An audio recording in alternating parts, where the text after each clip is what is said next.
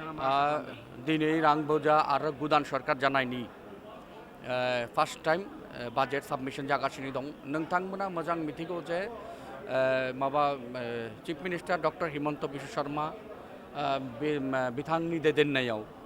माबा 2016निफ्राय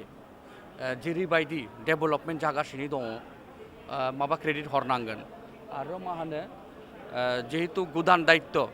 मानगोनां जयन्त मल्ल बिथाङा मोनबाय ओंखायनो जों आसा खालायो जे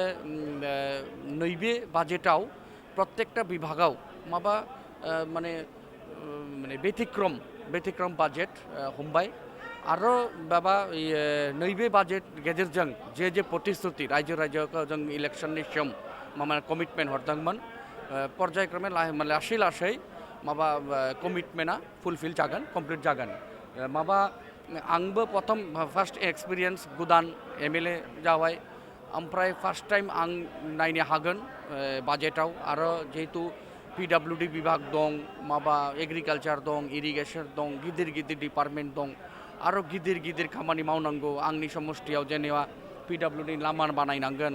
माबा एग्रिकालचारनि खामानि मावनांगोन ओमफ्राय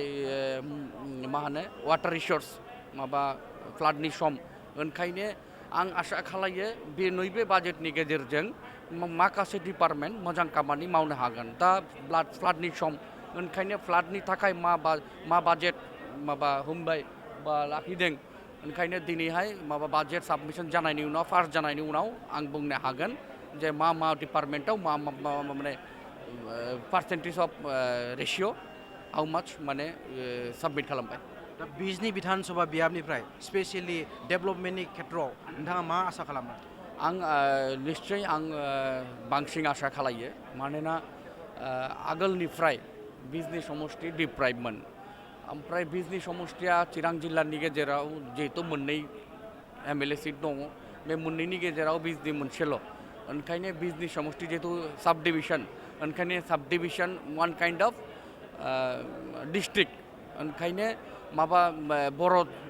थाबाय हारसा बाङालि थाबाय कच राजबंशी थाबाय आरो प्रत्येक कास्ट कमिउनिटिनि गावनि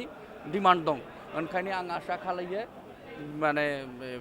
बे बाजेटनि गेजेराव बा बे सरकारनि दैदेननायाव बिजनि समष्टियाव आं एमएलए नालाय जाहाथे 5 बोसोरनि गेजेराव मोजां खामानि मावनो हायो जेनेबा गिदिर अडिट'रियाम हल गैया आं सानो उपेन ब्रह्म मानगोनां उपेन ब्रह्मनि नामाव